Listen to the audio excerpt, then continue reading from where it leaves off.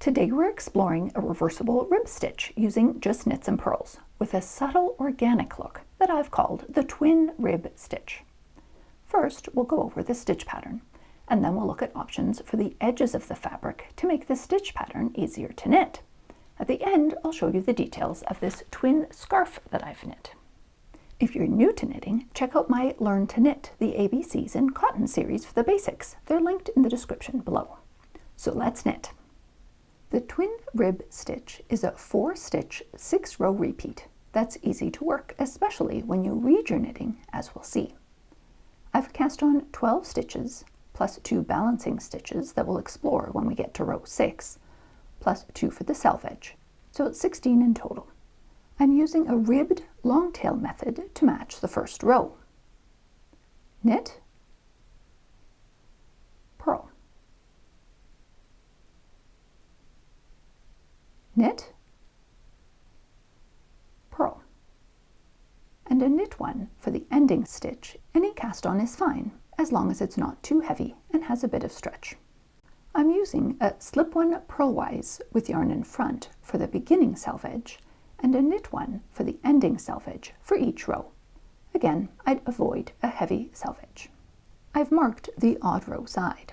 The first row is repeat knit 1, purl 1, which is a 1x1 vertical rib.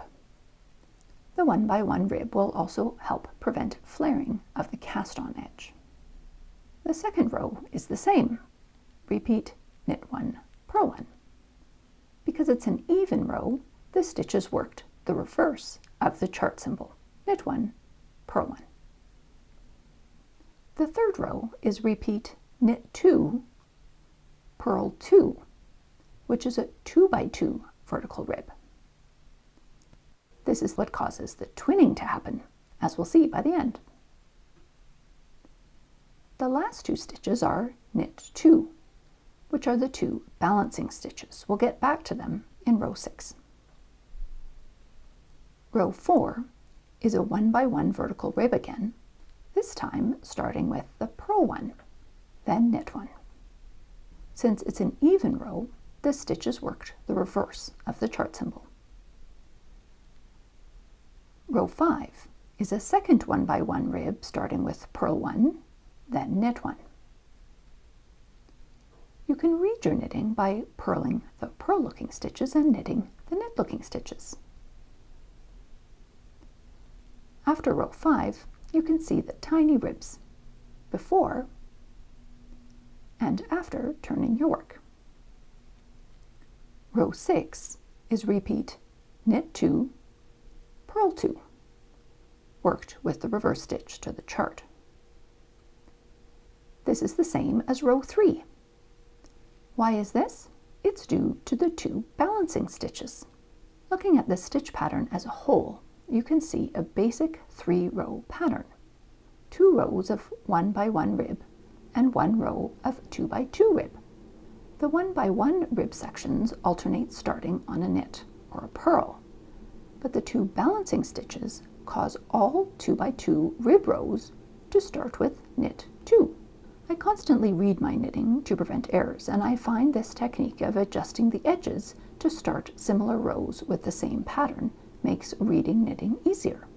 I can rely on the knit 2, purl 2 pattern on the needles for these rows.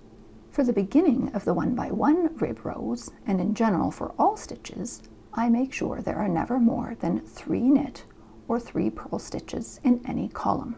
If you're not in the habit of reading your knitting as you go, I highly recommend the twin rib pattern to try it out. Let me know how it goes. Of course, if you prefer to have rows 1, 2, and 3 start on a knit stitch, and rows 4, 5, and 6 start on a purl stitch, then you can remove the balancing stitches. Let me know in the comments what you prefer. To match the beginning, end after a row 2 or 5, so the tiny ribs help prevent flaring of the other end. For the cast off, I suggest the Icelandic bind off. Make sure that it's not too loose so it doesn't pucker. Also, I like to knit the last 2 bind off stitches together for a nice corner. The Icelandic bind off matches the ribbed long tail cast on nicely. One note before we look at the twin scarf. Looking at the stitch pattern chart, the subtle organic look of the fabric is a bit unexpected. Some of you may recognize the 2 sets of 1x1 rib as Irish moss. Adding the 2x2 rib rows and color coding the stitch pattern, you can see the twin ribs clearly. And you can also see the reverse twin ribs that make it reversible. My mother said it looks like an Escher tiling. The addition of the 2x2 rib rows changes the look of the fabric from the square look of the related Irish moss and hurdle stitch to the subtle organic look of the twin rib stitch. For the twin scarf, I experimented a bit with the shape. I kind of like how it turned out. I used a soft acrylic yarn called Satin by Bernat and a 4mm needle so it's not too loose. I started with 36 plus 4 stitches using the same ribbed cast on I showed for the swatch. Then I increased in the middle, 4 stitches every 6 rows until I had 88 stitches. I cast off 8 stitches total in the middle for the neck and then continued with each side separately. This construction creates a nice covering for the upper back and shoulders with twin scarf ends overlapping in the front. Not standard for sure, but it's so cozy. Let me know in the comments if you want a pattern on Ravelry. For the next video, we'll explore a fascinating diamond lattice-based stitch I developed that I'm calling the tulip stitch. I'll also finish the dragon scale stitch video. I ran into some shoulder issues, so I had to take a break. So pick up your knitting and create something awesome. I'll do my best to respond to comments, and I'd love to hear about your favorite reversible knitting pattern. Also feel free to like this video and subscribe to the channel for more awesome reversible knitting. For those of you still here, the last few years I've been working hard to find simple ways to feel better, what I call my daily well-being practices. This is not medical advice, I'm just sharing what works for me.